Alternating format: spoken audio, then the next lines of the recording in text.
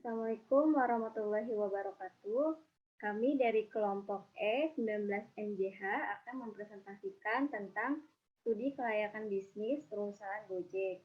Saya akan memperkenalkan anggota kelompok. Yang pertama ada saya sendiri, Gina Hayatunisa dengan NPM 194010-383. Yang kedua ada Billy Putra Marcegiani dengan NPM 194010-395. Yang ketiga ada Nabila Sulistianur dengan NPM 194010-406. Yang keempat ada Indah Khairunisa dengan NPM 194010-433. Next.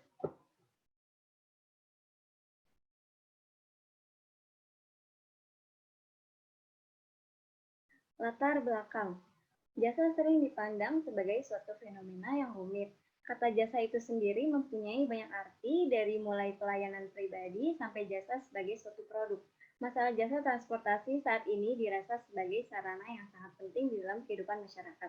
Transportasi digunakan setiap masyarakat untuk memperlancar aktivitas sehari-harinya. Setiap orang tentu membutuhkan transportasi dalam berbagai kegiatannya seperti bekerja, bersekolah, bepergian, maupun aktivitas lainnya. Semakin banyak jenis jasa transportasi dan berbagai macam merek yang ditawarkan, membuat konsumen sebagai pengambil keputusan menjadi lebih selektif dalam proses pengambilan keputusannya. Perusahaan pun harus melakukan usaha-usaha dalam menarik konsumen agar membeli dan menggunakan jasanya. Disitulah Gojek Indonesia memanfaatkan peluang tersebut untuk membuka usahanya.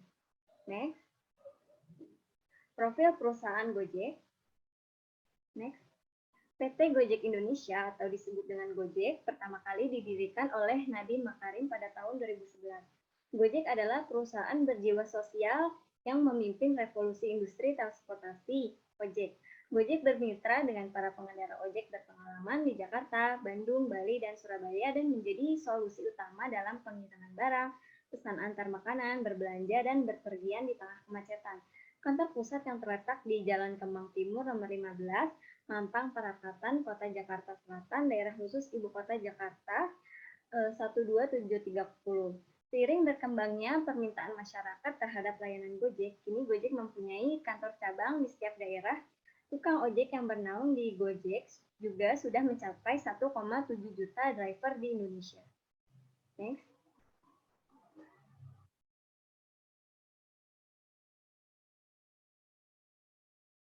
Visi misi.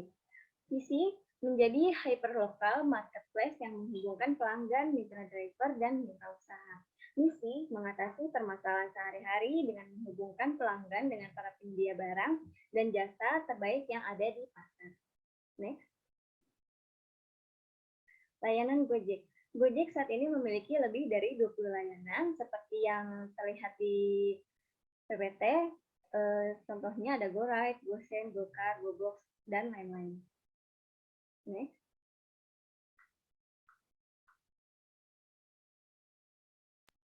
Selanjutnya akan dijelaskan oleh saya, yaitu ada aspek pasar dan pemasaran. Pertama ada segmentasi.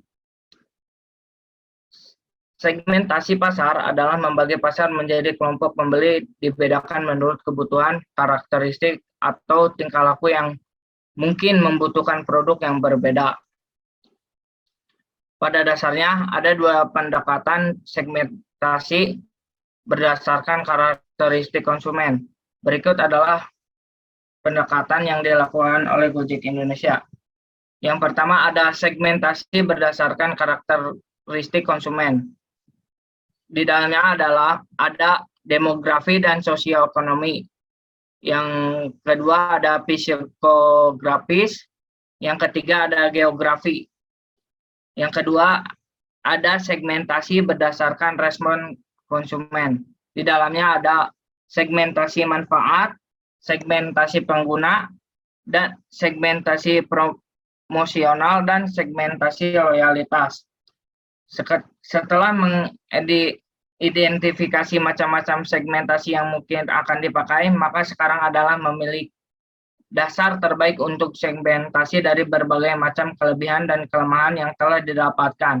Maka saya memilih dasar segmentasi untuk Gojek ini adalah sebagai berikut. Yang pertama ada demografi. yang kedua ada geografi, yang ketiga ada manfaat, dan yang keempat ada loyalitas. Selanjutnya ada targeting.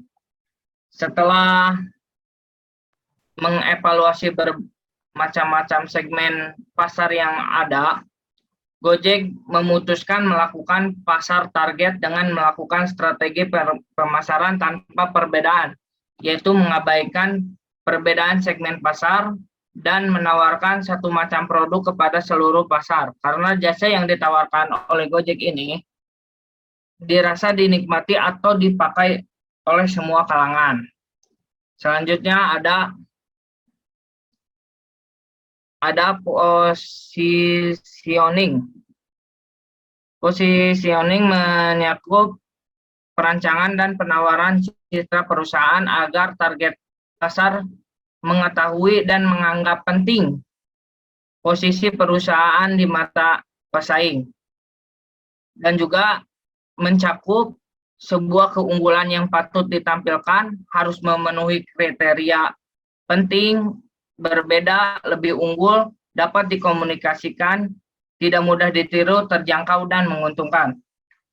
Saya rasa Gojek telah memenuhi semua kriteria di atas karena Gojek dianggap penting karena menjawab persoalan yang dirasakan oleh masyarakat kota karena Gojek menawarkan berbagai macam keunggulan yang tidak dimiliki pesaing. Secara otomatis perusahaan akan mendapatkan laba dari semua keunggulan yang ditawarkan tersebut. Oleh karena itu, Gojek Indonesia hadir dengan keunggulan sebagai berikut. Pertama, ada jasa transportasi umum yang menawarkan jasa kurir dan personal shopping. Yang kedua, ada transportasi umum yang menggunakan teknologi mobile. Yang ketiga, aman, cepat, dan menyenangkan. 4, proses transaksi yang mudah. Kelima, ada harga yang terjangkau. Next.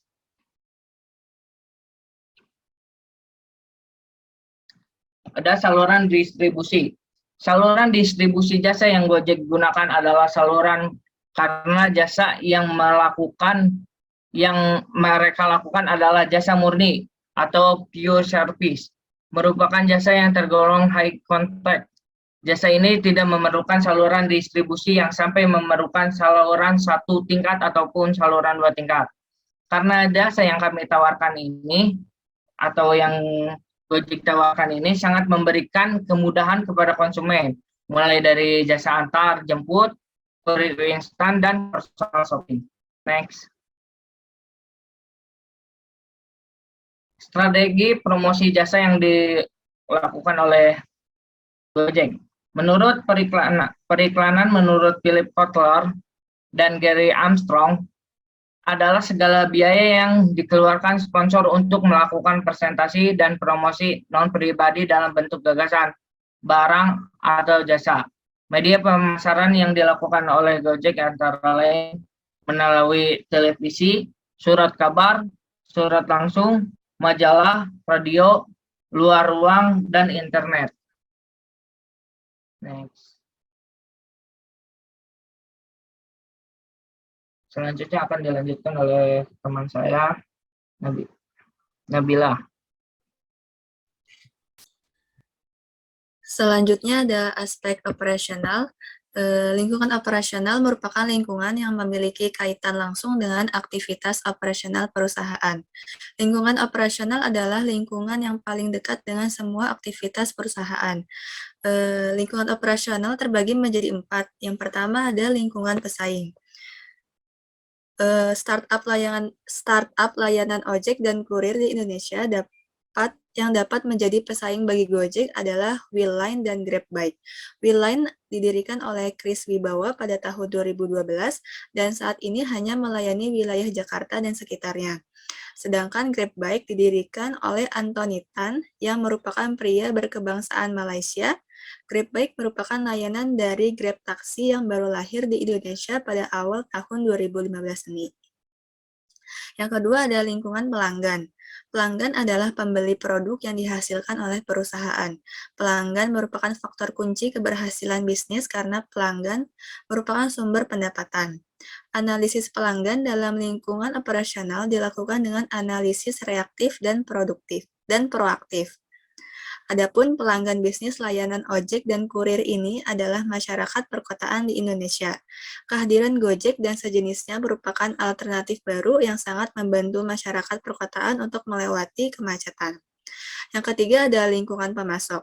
Pemasok adalah perusahaan yang menyediakan bahan baku, tenaga kerja, keuangan, dan sumber informasi kepada perusahaan lain. Pemasok memegang peranan yang sangat penting bagi kelancaran bisnis. Pemilihan pemasok dapat meningkatkan keunggulan bersaing. Dalam kasus Gojek, bahan baku di sini berupa perlengkapan berkendara seperti helm dan jaket Gojek. Dan yang terakhir ada lingkungan pegawai. Pegawai merupakan aspek yang paling penting karena pegawai adalah pelaku yang menunjang tujuan perusahaan tercapai. Pegawai yang dibahas di sini adalah driver Gojek. Driver Gojek saat ini berasal dari berbagai kalangan profesi. Gaji yang menggiurkan menjadi driver Gojek sangat diminati oleh para pencari pekerjaan. Ancaman yang muncul belakangan ini adalah dari ojek pangkalan. Kurangnya pemahaman dan pengetahuan dari ojek pangkalan disinyalir menjadi pemicu terjadinya beberapa konflik dengan driver Gojek. Meski telah mengumumkan dan mengundang ojek pangkalan untuk bergabung dengan Gojek sekalipun, permasalahan ini terjadi di lingkungan pegawai dan cukup mengganggu kenyamanan bagi para driver Gojek.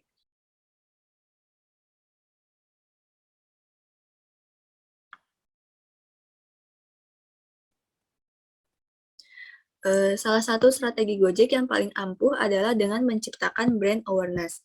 Beberapa cara Gojek melakukan ini adalah dengan memberikan atribut yang merupakan ciri khas Gojek.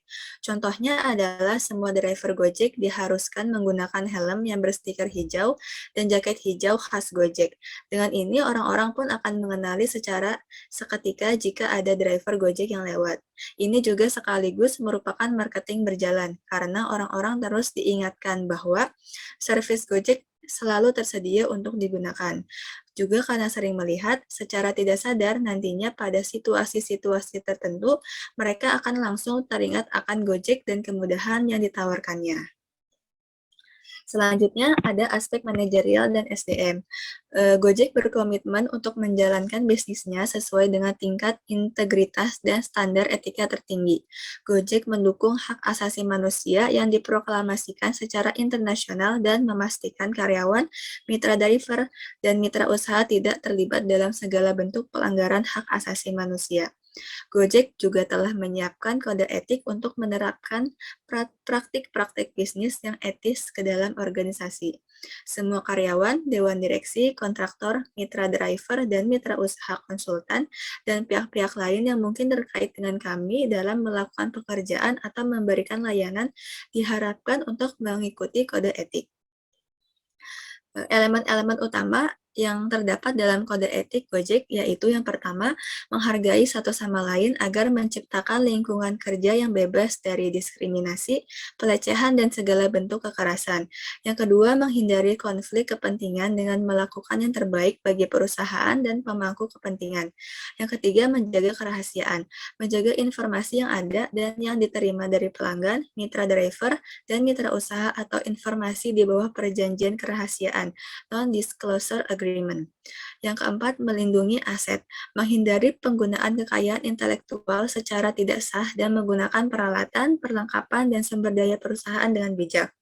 Yang kelima, memastikan integritas dan tanggung jawab finansial, memastikan keuangan perusahaan dikelola dengan baik dan laporan finansial yang lengkap dan akurat.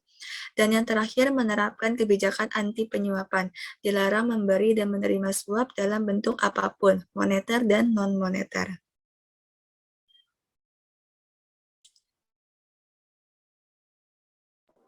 Selanjutnya ada aspek finansial, yang pertama jumlah anggaran investasi. Gojek mendapatkan anggaran dana baru dalam jumlah yang lebih besar dari investasi sebelumnya, yaitu dari Tencent. Perusahaan penyedia transportasi berbasis aplikasi ini mengantongi dana segar dari Alphabet, induk perusahaan Google, dan beberapa rekan senilai 1,2 miliar US dollar untuk setara dengan 16 triliun. Dan selanjutnya ada evaluasi profitabilitas proyek. Sistem akuntansi dari Gojek tersusun dari fasilitas order processing, yaitu fasilitas yang memungkinkan untuk konsumen melakukan pemesanan, memungkinkan untuk konsumen melakukan pemesanan jasa, kemudian data yang telah diperoleh, kemudian dari POM yang tertera akan menentukan jumlah pembayaran. Jumlah pembayaran tersebut termasuk ke dalam fasilitas billing yang kemudian akan dibukukan menjadi general ledger. Bukti dari pembayaran yang telah dilakukan oleh konsumen akan tertera pada cash receipt yang kemudian akan terakumulasi pada general ledger. Yang selanjutnya break-even point. Saat ini Gojek telah menjadi sebuah ekosistem integrasi yang menggerakkan orang, barang, dan uang. Segala kebutuhan masyarakat boleh dibilang telah lengkap hanya dari sebuah aplikasi. Meski begitu, dari banyaknya produk yang ditawarkan Gojek, diakui beberapa produk ada yang sudah mencapai titik break-even point. Yang selanjutnya adalah manfaat sosial ekonomi. Gojek memiliki dampak sosial ekonomi yang signifikan bagi perekonomian Indonesia berdasarkan hasil penelitian dengan sangat baik bagi masyarakat secara umum. Selanjutnya, kesimpulannya, Gojek adalah platform yang menyediakan berbagai layanan berdasarkan kebutuhan pelanggan, on-demand platform yang merupakan platform pembayaran serta layanan keuangan digital yang berkantor pusat di Jakarta. Gojek didirikan di Indonesia berlandaskan prinsip untuk mengatasi permasalahan sehari-hari dengan menggunakan teknologi. Gojek bisa menjadi panutan bagi perusahaan lain. Ide-ide seperti inilah yang menjadi sebuah bisnis yang sangat profitable dan bisa bertahan lama. Selain profitable dan menguntungkan shareholder, bisnis ini menguntungkan banyak orang yang kebutuhannya sekarang tinggi. Selanjutnya, strategi-strategi yang telah diterapkan Gojek selama ini sangat bagus dan memperlihatkan sebuah analisa yang baik sebelum mengimplementasikannya. Gojek juga sangat memperhatikan kenyamanan dan keselamatan SDM-nya. Gojek bisa menjadi inspirasi masyarakat, terlebih lagi Gojek dimiliki oleh anak bangsa. Ini membuktikan bahwa dengan analisa yang baik, maka strategi yang bagus dan ampuh bisa dihasilkan. Selanjutnya, saran, Gojek tidak boleh merasa puas begitu saja dengan pencapaian yang sekarang dimiliki karena perusahaan lain akan tetap berusaha untuk menyainginya. Gojek harus selalu cepat tanggap dengan kondisi yang sedang terjadi sehingga bisa terus bertahan di dunia bisnis. Perbanyak kebijakan yang dapat menghindari Gojek dari suatu masalah yang serius agar masyarakat akan selalu percaya menggunakan aplikasi Gojek. Sekian dari kelompok kami, semoga bermanfaat. Wabillahi taufiq wal hidayah. Wassalamualaikum warahmatullahi wabarakatuh.